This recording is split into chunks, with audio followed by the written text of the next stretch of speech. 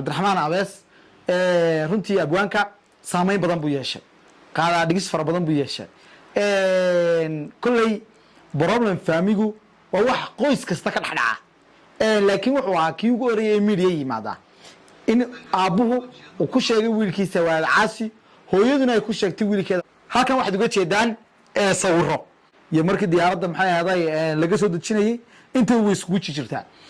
waxa aan arkaynaa ninkaasi inuu gacan ka gubnaa imikana waxaynu arkaynaa inbuu galay qof inaad gubto waxay macnaheedu ilaahay unbay wax guba oo cadaaba ilaahay unbay u sugnaatay in dab ama cadaab uu ku dhex dhigo marka inaad qof tiraahdo waa cadaabaya dab baan ku qabadsiinaya Soomaaliyeed marna ma aqbali doono in haween la dhibaateeyo waa ka soo horjeednaa waana ka xunnahay waxaana kaaga fadhinaa cadaalad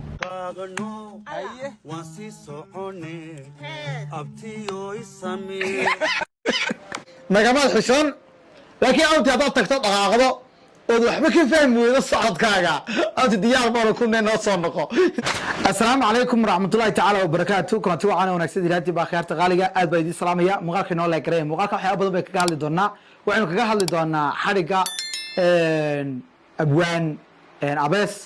iyo sidoo kaleeto waxaynu bartan kaga hadli doonaa muuqaalka kale oo ah ninkii gubay xaaskiisa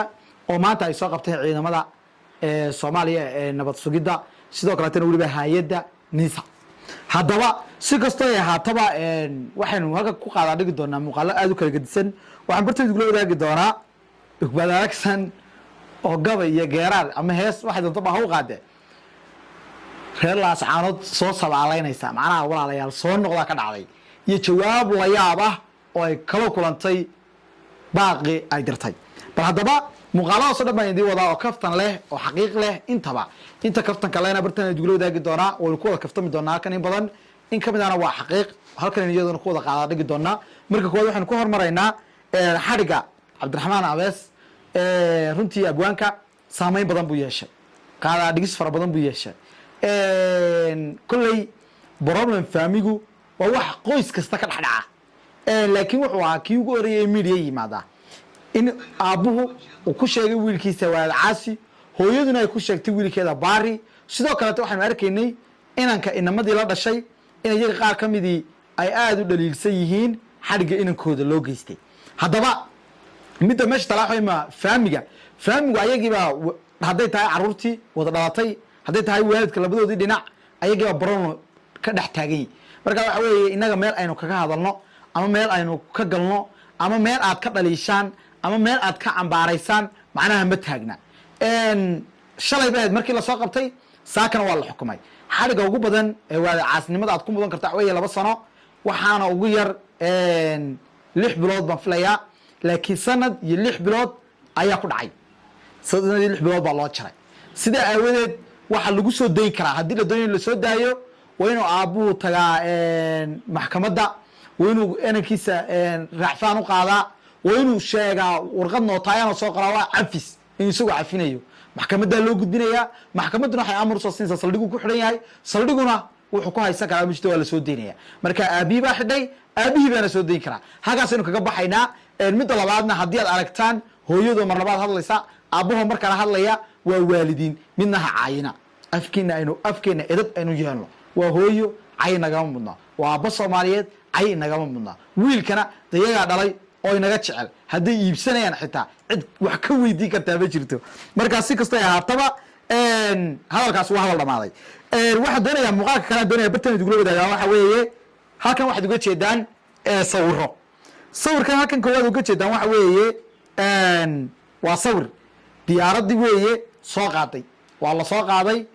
waxa la keenay xamar muqdisho ay laga soo dejiyay ciidamadii ayaana wada waa markii diyaaradda la sii saarayay iyo markii diyaaradda maxay ahaaday laga soo dejinayay inta way iskugu jirtaa waxa aan arkaynaa ninkaasi inuu gacan ka gubnaa imikana waxaynu arkaynaa inay gacan u duuban tahay oo gacan loo duubay macnaha gacanta waa gacantii uu ka gubtay dadka qaar waxay isweydiinayaan waa ninku gabadh buu gubay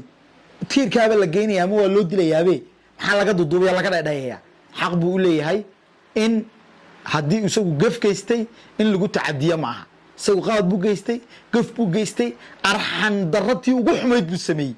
oo istaahisha in dab lagu rido laakiin waa dembi sidoo kale isaguna dembiyada ugu xun buu galay qof inaad gubto waxay macnaha ilaahay unbay wax guba oo cadaaba ilaahay unbay u sugnaatay in dab ama cadaab ku dhex dhigo marka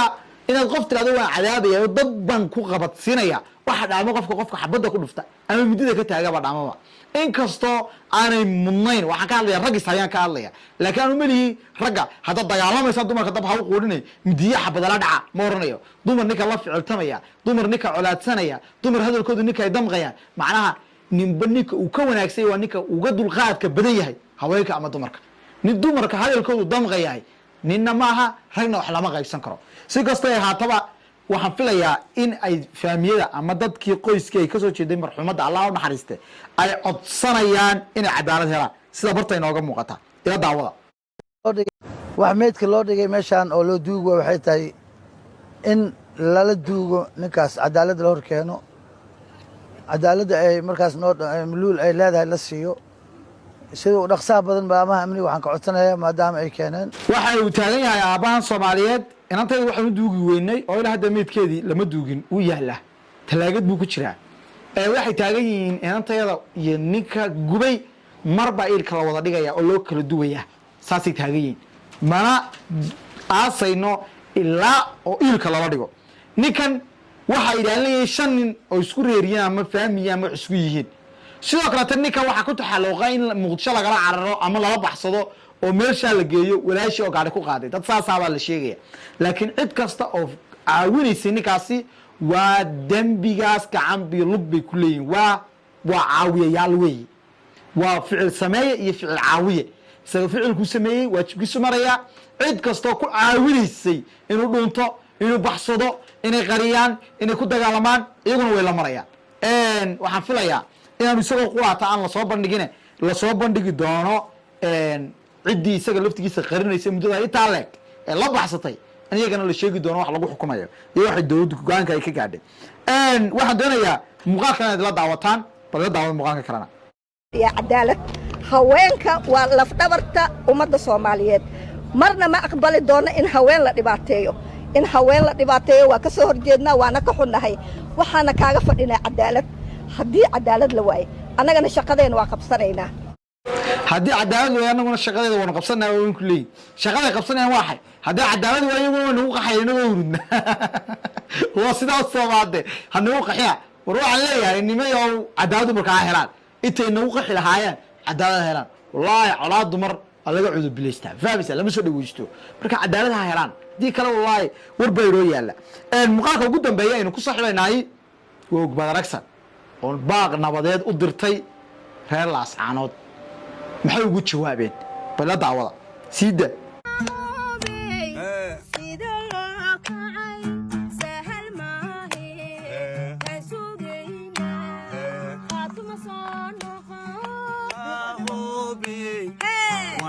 halku barka jab ka dhacay halka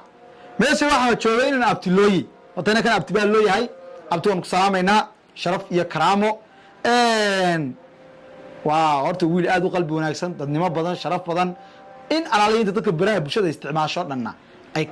wanaagiisa dadnimadiisa ay sheegaan xawaaladayr aad baan ku salaameynaa abti si wanaagsan bay intu ku hadashay habeerta si fiican bay ku hadashay maxay habeerta ugu jawaabtay tax ku tiri khaatumay abti noo soo noqee wanu ku sugayno ku saadaalinaynaay waxaadnu abti barsamay abti waa beere sugsug buga naxariista inoo baarayaan qaadano aye waan si soconee abti oo isamee waan dhaqaaqno